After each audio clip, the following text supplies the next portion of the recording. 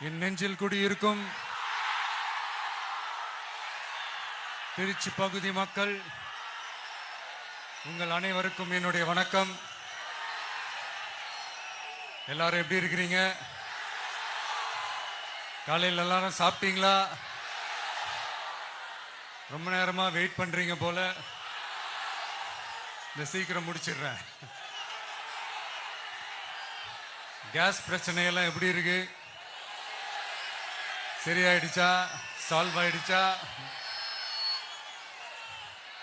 கேஸ்லாம் புக் பண்ணீங்கன்னா புக் ஆகுதா?